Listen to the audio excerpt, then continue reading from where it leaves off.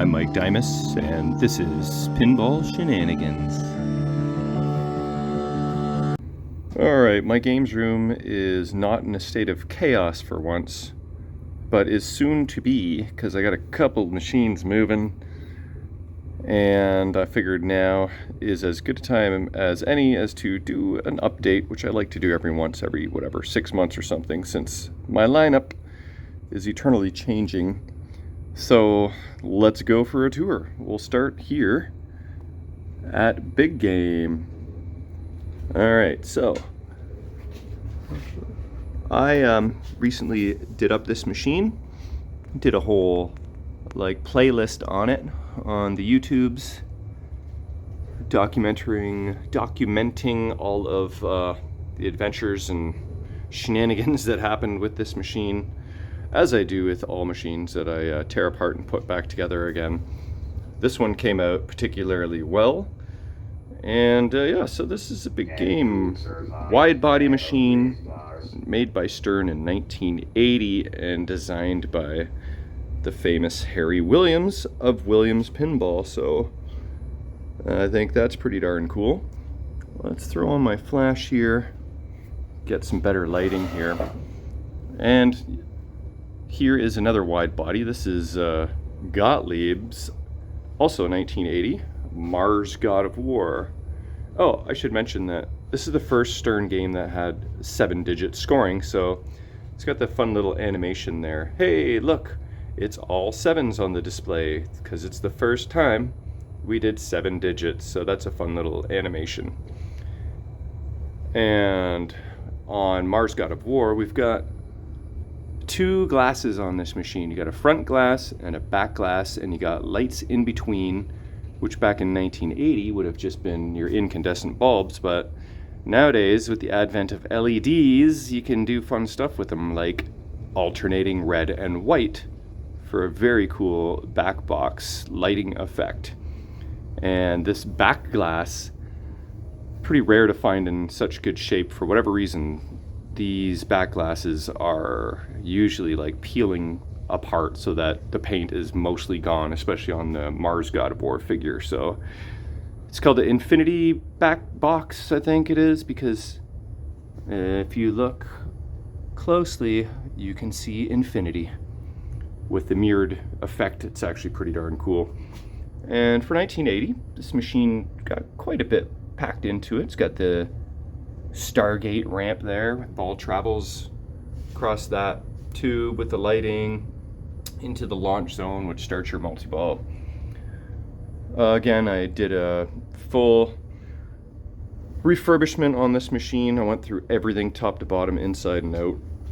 These Gottlieb System 80 machines do require a lot of bulletproofing, so it took quite some time, but it turned out great. Cosmetically, it's got its bumps and bruises, but functionally, it is working great. And you would hope that would be the case once you kind of tear apart everything and put it back together again with the flipper rebuilds and the drop target bank rebuilds and all the circuit boards and whatnot. And then we're jumping straight over to 2019 with Stern's Stranger Things, which was a very popular game. This is just a pro edition, but it has all you need. A lot of people love the premium and LE versions that have those versions have this ink printed on the playfield, where when the black light turns on and you go into the upside down world, it looks really cool with the glow in the dark art.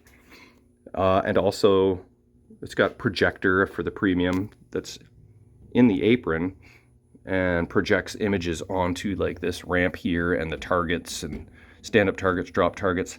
I have none of that, but I don't need it because the premiums are significantly more money, and I got all I need with the Pro. This giant ramp here comes down once you hit these drop targets, and then you unleash the Demigorgon there, and then you try and smash him right in the mouth and kill him in one shot. So that's a pretty fun feature. this machine could afford to possibly have some art blades because that would just complete the package. And on most of my games, if not all, I've got the custom apron cards. Actually, these are kind of just mediocre custom apron cards. I have some new ones coming that are even better. So I've had this game. I bought it off my buddy Shiny Boy, Russell.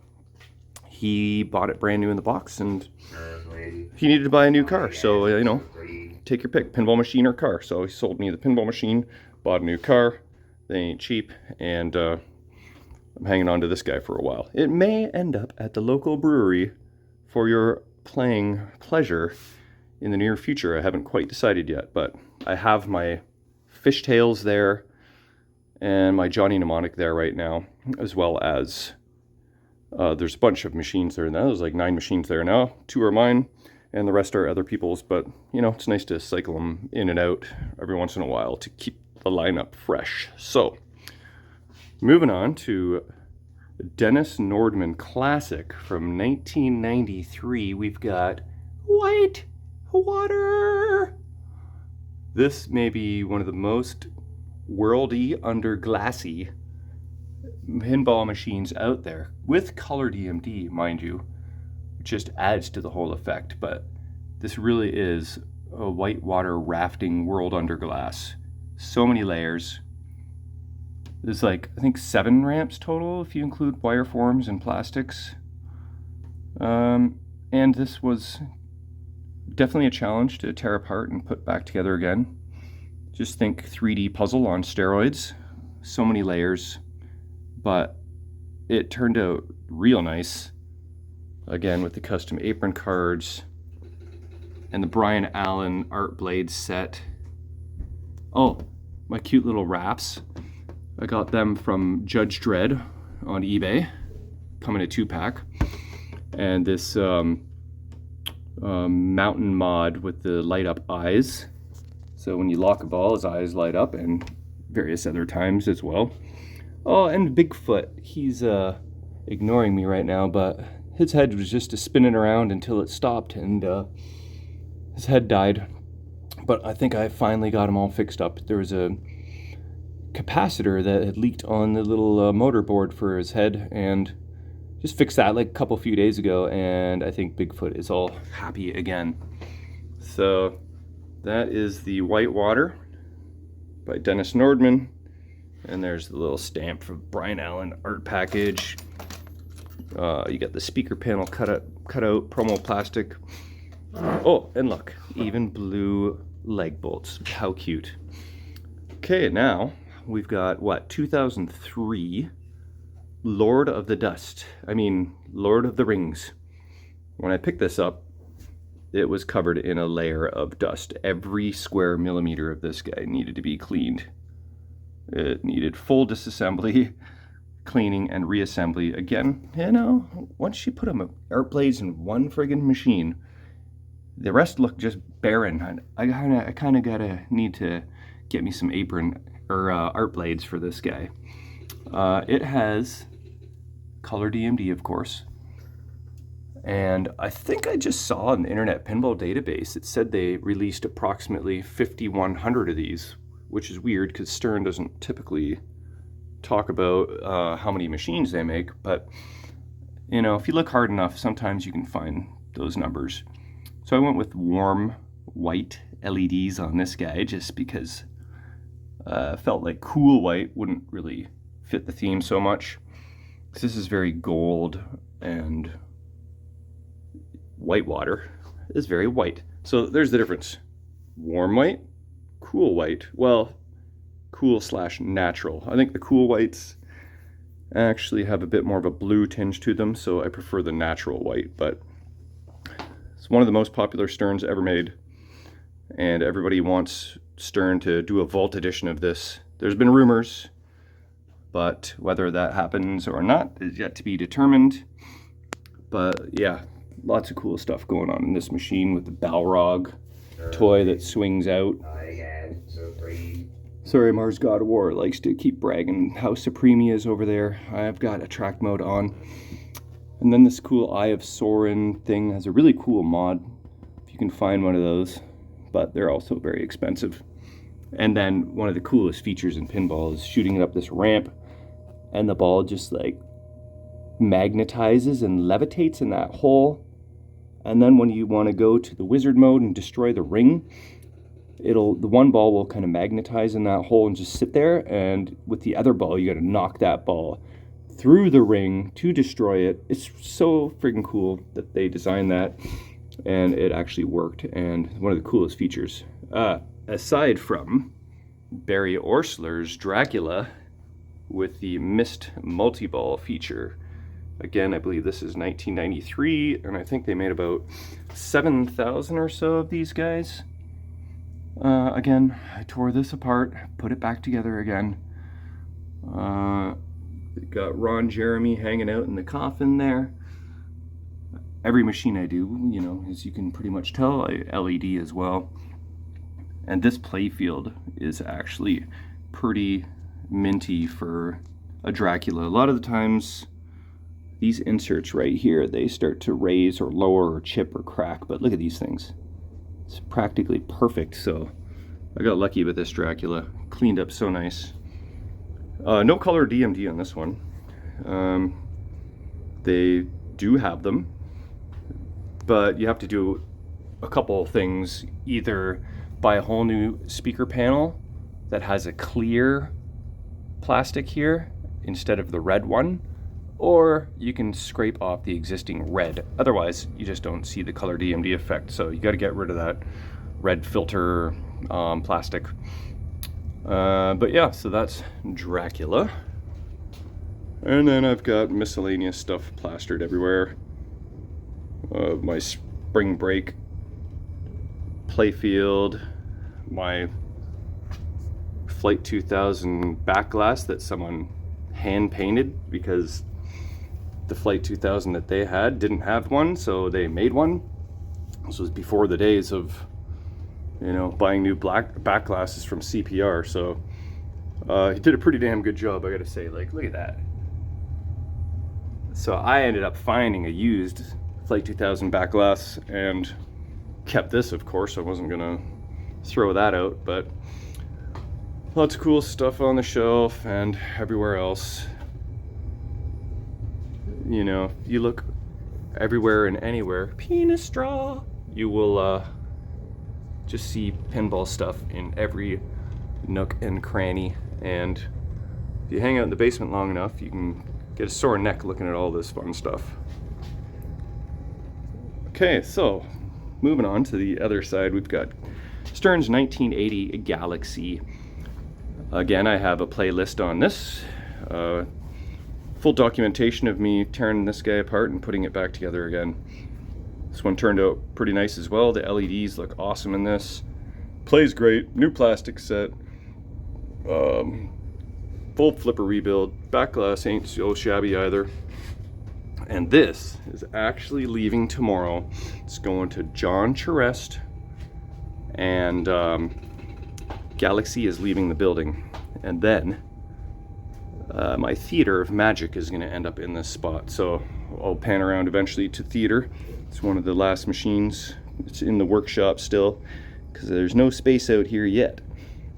Okay, now we got, what is this, 1990 Pat Lawler, one of the all-time classics, Funhouse, with Rudy, the talking head.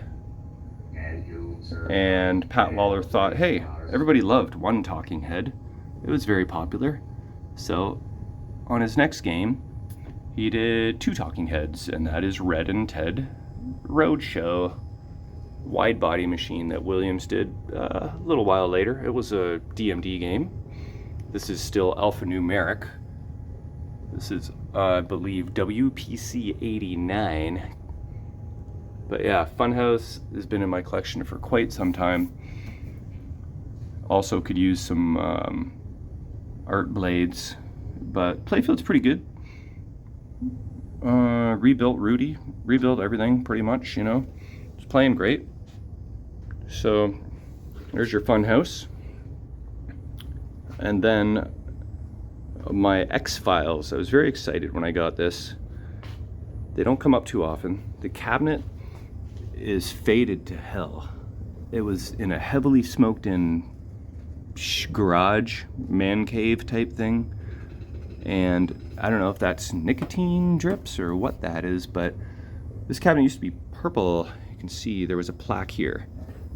I think that was like a Laniel automatic plaque or something. And that is the color that this used to be. Kind of looks pretty cool, actually, even with the fade. But I'm not too concerned about the cabinet on this guy. But the playfield is actually real nice. And the one telltale sign, well, it'll be where the ball drops into the in lanes. That's where wear signs will be, but there's not really any there. And then the main wear spot on this game, basically the filing cabinet right here. That thing gets beat to smithereens and is chipped, broken, smashed, and this whole area in front of it also smashed and broken. Sega actually put out a service bulletin at one point where they issued like this big metal plate that would cover that whole area. So you'd have to remove basically all those posts, put down this metal plate, which would actually cover up that red insert. You wouldn't even see that. And that was to help prevent all the wear and tear that would happen from smashing and just the magnet, because there's a magnet under there that can wreak havoc over the years. But fortunately, I think this machine, because it was not working, actually preserved the machine because it just wasn't played, wasn't smashed up. And you should check out the playlist on this one too, because it turned out so cool. I've added lots of fun stuff. I added this whole, I forget what it's even called now. That thing actually opens up. I bought this little bundle of X-Files components and characters and whatnot on eBay like 8 years ago. Finally installed all this stuff when I shopped up this machine last year. I added this alien dude. I added Molder and Skelly, also known as Skulder and Moldy, if you watch my my playlist. And I added this cool dude. And I went glow-in-the-dark rubbers throughout. Let's see if we turn it off. Will we see the effect? Especially here where the general illumination is lighting them up pretty good. Let's see. Yeah. Well, I get the flash on. Let's turn that off. There you go. But I didn't actually buy them for the glow-in-the-dark effect. I just bought them because the green matches so cool. Yeah, so that's X-Files. It's got the showcase back box where it's actually bowed out. There it is, Sega Showcase. So I think this is what, 97, did I mention that? And I think it was designed by Ron Hurtado. Alright, so this is where most of the moving and shaking has taken place lately. This little section here, the new stern row, I don't even remember what used to be here. Johnny Mnemonic and I don't know, I shuffle quite a bit, so I've lost track. But I got this off my buddy Ray. He was done with operating machines, hauled this right out of the bar that it was at. And you know, it had, what, 5 or 6 or 3? No, what was it? I can't remember now, but thousands of plays. So it really needed a thorough cleaning and shopping. Ray installed the mirror blades. It's also got a shaker motor. But yeah, Keith Elwin classic here. I mean, can't believe I'm calling this a classic, but this was his first game, and it's one of the best machines ever made. Is it 2018? I think it might be 2018. And yeah, Stranger Things was 2019, and Guardians was 2017. But yeah, so I gave this a thorough shopping and cleaning and rebuilding of flippers. Now, friggin' almost every other time I shoot up the ball up the right ramp, ball like launches into this area or just right over the flippers because everything's just so fresh. So I gotta see if I can tweak that one way or another. I've got custom apron cards coming for this guy. Great art package. We'll turn my flash back on there so we can actually see that. But yeah, I got me like a Stern Spike 2 row, which is pretty fun. Picked up this Guardians along with an Addams Family this year earlier. Oh, and check this out. It was, well, firstly, it only had like 250 plays when I bought it. This is 2017 machine. I bought this in 2024. So it's like 7 years old and had less than 300 plays. So it was mint. I didn't really have to do anything to this. Except give it to Kevin, where he installed these awesome art blades. And I also have custom apron cards coming. And this beautiful purple flecked powder coating. Kind of has a little bit more of a brown tinge through the camera, but trust me, it's like a dark grape purple. You can kind of see it better there when I kind of pan away. I go close, it looks lighter than it is, but that's more representative of the color. All the legs, shooter housing, lock bar, hinges, and then T-molding even to match because it was black before. So this is a friggin' beauty. And yeah, I've been enjoying playing it so far. I gotta get more time on it. Then next to this, we have George Gomez design Batman 66 LE number 34 of 240. And got this off my buddy Ben Benedict right here in London, Ontario. He bought it brand new in the box. And I bought it off him this year as well. This came with the art blades. And he had put in about 800 games on it, so it's not too bad. This game came out in 2019 as well, I believe. So, you know, a couple hundred games a year kind of thing. I was able to barely squeeze in the topper. There's like 1 finger width between the top of the topper and the ceiling, but managed to get it in there. I believe this Christopher Franchi artwork, and is this also Christopher Franchi artwork? Don't quote me on that, but it is a beautiful looking machine, very colorful. It's got the bat wing, side rails there, and yeah, so you know, this is the most expensive one in the collection by far. It's basically $20,000-ish Canadian, and you know, I think that's right now today might be a safe price, but who knows what the pinball world is going to be doing in the next couple years. If I go to sell this in a couple years, am I going to lose $5,000? Am I going to break even? Am I going to make $5,000? Who knows? Pinball market is crazy sometimes. I love this red wire form on this game. It's interesting how it's red on that side, but just your regular stainless on that side. I wonder why they did that. Yeah, everything's working good on this machine. I cleaned it up. I can't remember all what I did to it. A few minor tweaks. The biggest tweak I had to do is that right target there. Just kept getting stuck behind that center metal post. Just kept tucking in behind there, and then you couldn't spell your joker very well. So I just had to manipulate the switches a little bit to get that happy again. But oh, and the other thing was random slam tilt.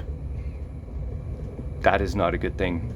Turns out I just needed to add a bunch of service bulletins to this machine, of which there are basically 7 different things you can address on this machine, including this ball deflector, this ramp guard, 3 capacitor kits, and maybe more than that. But anyway, some node board service bulletins and whatnot. But isn't it a beautiful looking game? It plays fun too. It's really fun. It's a little bit clunky at times. A left orbit shot, right orbit shot, but I don't know. That's kind of Gomez style. A little bit the same happens on Lord of the Rings and the right orbit shot. It's just a Gomez thing. Okay, we've got 1989 Fireball. Just kidding. 1989. Well, this is actually, it's kind of funny. This was Gottlieb. Gottlieb was going through changes. They said, hey, what we're going to do to increase sales is change our name to Premier. And then Premier was manufacturing this game for International Concepts, or vice versa, can't remember. Basically, kind of three companies all amalgamated into one. But this is Night Moves from 1989. It is Gottlieb's System 80B machine, so it comes with your bells and whistles, your music, your multi-ball. There's where you release the multi-ball, and it's really a kind of a full-featured game for its age. So I've had this, one of the longest machines in my collection, like 7 or 8 years or something, but fits so perfectly in this space that there's no need for it to ever go anywhere unless I replace it with a different cocktail machine. But because the ductwork here, it just nestles perfectly into that spot. Okay, I gotta wrap this up shortly. Got people to do and places to be. So this is the workshop. I used to have it so that there was 4 machines set up here and all the shelving over there. But then when I'd have people over, this machine would stick out too far and it wasn't very, feng shui-y. So I changed it to 3 machines on that wall. And that was working fine, but then I still need a place to completely tear apart machines. So this is slowly becoming the workshop. So I might actually get rid of these 2 machines and make this whole room a workshop and just keep the main room as like the fun room, for tournaments and fun nights and all that kind of stuff. So, all right, I forget what year this is. This is probably 1985 Gottlieb Premier Tag Team. It's actually a really fun game. I don't know if I'd say it's underrated. I just don't think it's rated that much for people to know, because they didn't make a whole lot of them. I think it was maybe 1,200 or so, and you just don't see them too often. But this is a really fun rule set, and this has also been in my collection forever. But, I can't keep them all, so this one might have to go. Hey, this one could potentially make a fun game to put at Forked River, actually. Might have to consider that option. Then we got Stern Magic. I believe this is like 1979. And again, I tore this one apart, documented it all, put it back together again. This is basically the same layout as your Stern Nugent from earlier years. Nugent might have been 77. This is 78, I think. Don't quote me on that. I just say shit sometimes and hope that it's right. But same layout as Nugent, almost identical, but way cooler theme. Just magic and dragons and, fairies and all that kind of stuff, rather than just random dude playing guitar, who's a pretty controversial dude to boot. My custom apron cards I got not that long ago, actually. Same with my tag team ones. So I always find that curb appeal is a nice spot to just add a little bit of extra action. But yeah, so again, with the green apron, the green flipper rubbers match so nicely. And yeah, the artwork is just really fun. And it's a pretty fun game, actually. I don't necessarily love playing it in a tournament, but I hate Mystic even more. So I don't miss Mystic. That game can destroy one. But, okay. That is your Magic. And now moving on to the most recent game I just chopped up. And that is your John Papaduke 1997, potentially, Theater of Magic with color DMD, full LED job. Like, check out that DMD. The animations on this are awesome. This was a nice palette to begin with. It really is in beautiful shape. So giving it a thorough cleaning, LEDing, rebuilding of whatever mechs required, the addition of custom apron cards. Actually, I have new ones coming, better than this. This is pretty cool, but I've got better. And color changing shooter rod, and art blades. So with all those added to the shop job and the nice palette to work with from the beginning, this thing just turned out awesome. And it's playing great too. We had a couple issues playing it on the weekend there, with the trunk would kind of register, you know, player 1 would finish, and player 2, as the trunk's turning back into position for player 2, it would register a hit and then give you some points and kill your skill shot. So I think I have that sorted out, but this, like I said, is going in place of Galaxy. That will be happening tomorrow. And then I can start on my new project, which pretty sure this is going to be it.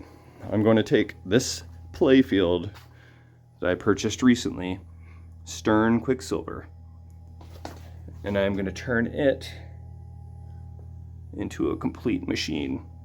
I've already bought a donor machine, a Stern Wildfire. I've already started buying parts for it. New flipper mechs, like complete flipper mechs, new plastic set. I just ordered a lamp panel and the stencil kit and back glass. So this will be a fun project to turn this populated playfield into a full-fledged machine. Anyway, that is the latest tour. Today is April 1st, April Fool's Day, 2024. So, like I said, about every 6 months or so, I'll do a tour and give you all an update of the action, see what's new, what's old, and it's always lots of fun. So, we'll see you guys in the next one. Thanks for watching.